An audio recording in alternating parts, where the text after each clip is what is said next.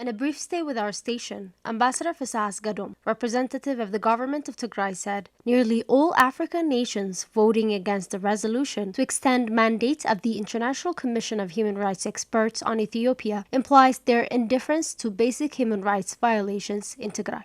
Not only voting no, the African Union have looked the other way. Genocide is being committed against fellow Africans. The African Union and its commissioner have taken a lead in blessing this genocide.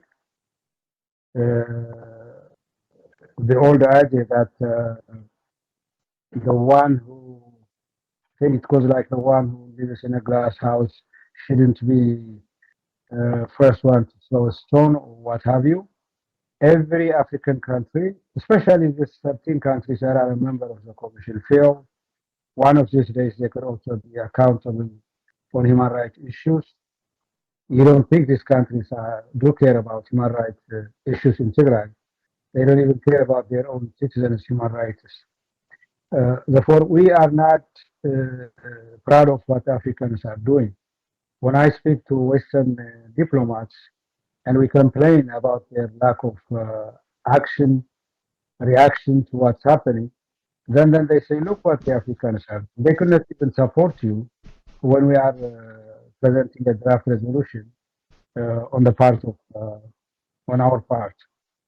Therefore, it is a shame, but that is how African politics is.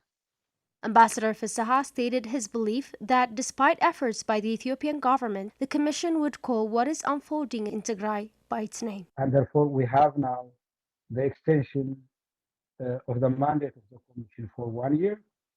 And I have no doubt that at the conclusion of their term, they will unequivocally conclude that genocide has been committed in Tigray.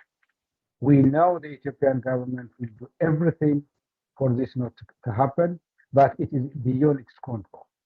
Therefore, the extension to us is a huge step in as far as investigating genocide is concerned.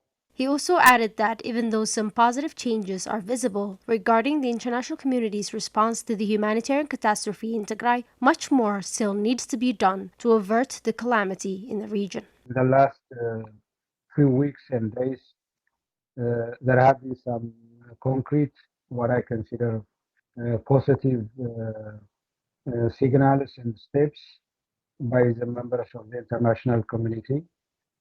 So the international community is not doing as much as should do in terms of humanitarian access. It cannot do enough. It hasn't done enough pressure for cessation of hostilities to be agreed upon. Why?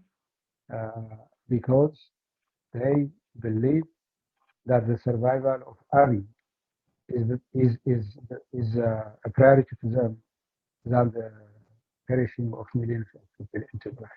The ambassador finally stated that the international community has to ensure justice and accountability.